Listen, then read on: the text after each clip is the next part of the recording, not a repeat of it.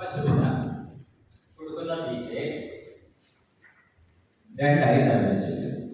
ഒന്ന് പരിശാഹാരം, അതായത് നാരിന്റെ ആവശ്യം കൂടുതലുള്ളവ. Example വൈക്കോല്, പച്ചപ്പുല്ല്, silage. രണ്ട് സാന്ദ്രീകൃത ആഹാരം, നാരിന്റെ ആവശ്യം കുറവും പോഷക മൂല്യങ്ങൾ കൂടുതലും ഉള്ളവ.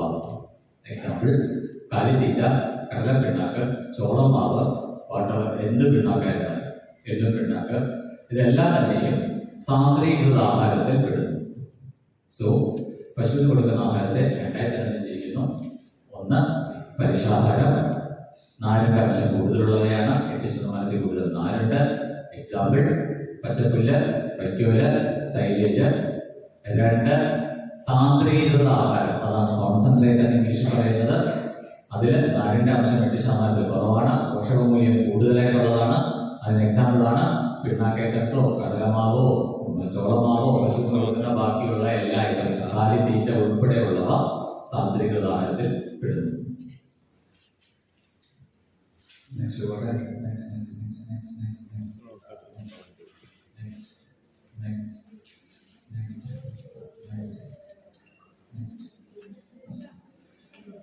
ഈ സാന്ദ്രീകൃത ആഹാരവും പരിശാഹാരവും ഒരു ദിവസം നമുക്ക് തോന്നിയ അളവിൽ കൊടുക്കാൻ പറ്റില്ല.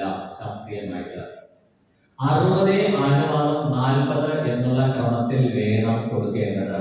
സാന്ദ്രീകൃത ആഹാരം ഈസ്റ്റു പരിശാഹാരം എന്ന് പറയുന്നത് 60:40. ഫോർ എക്സാമ്പിൾ 10 കിലോയാണ് ഒരു ദിവസം ഒരു പശുവിന് അതിന്റെ ഡിമാൻഡ് അനുസരിച്ച് കൊടുക്കേണ്ട തീറ്റ എങ്കിൽ തീറ്റയിൽ രണ്ടും കൊടുത്തിരിക്കണം. പരിശാഹാരം വരണം, സാന്ദ്രീകൃത ആഹാരം വരണം.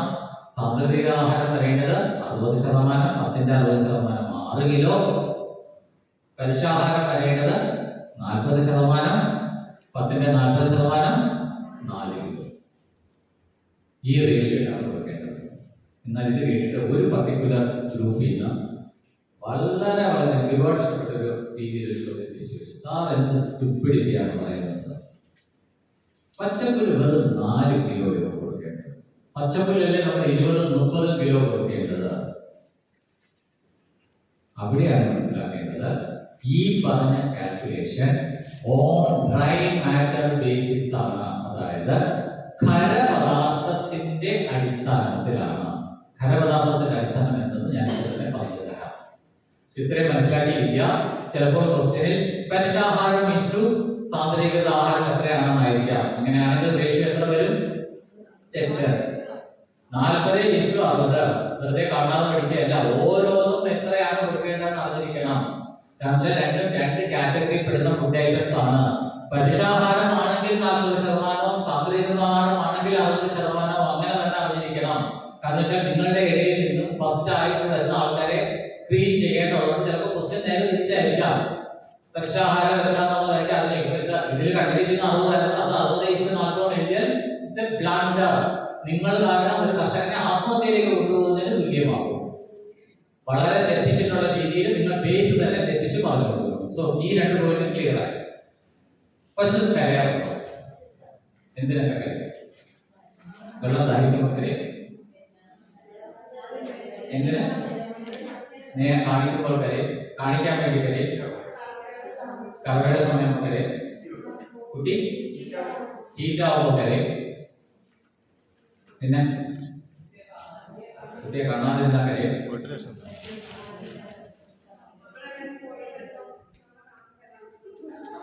നിങ്ങളെല്ലാവരും കൂടെ രാവിലെ കല്യാണത്തിന് വീട് കൂട്ടി പോയി വൈകുന്നേരം 4-5 മണിയെ ഗേറ്റ് അവിടെ തുറക്കുന്ന സമയത്ത് കാണുമ്പോഴേ കരയും. എന്താ പറയുക?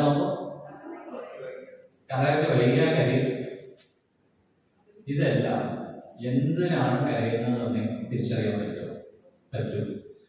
എനിക്കറിയാം, ഒരു ഫാമർ രാത്രി 3 മണിക്ക് കിഴക്കപ്പായൽ എന്ന് പറയാൻ വേണ്ടി പശു മതലക്ഷണം കാണിച്ചിട്ടുണ്ട്. നാളെ രാവിലെ ഡോക്ടറെ വിളിച്ചോട്ട് തരണം. എങ്ങനെയാണ്? എങ്ങനെയാണെന്നാണ് ഞാൻ ചോദിക്കുന്നത്. എങ്ങനെ അറിയാം? എങ്ങനെ? ആ വ്യത്യാസം ഞാൻ ചോദിക്കുന്നത് എന്താണ്? അതെങ്ങനെയെന്ന് ചോദിച്ചോളൂ. ഇപ്പൊ കുട്ടി പറയുന്നത് വെള്ളത്തിലായിരുന്നു.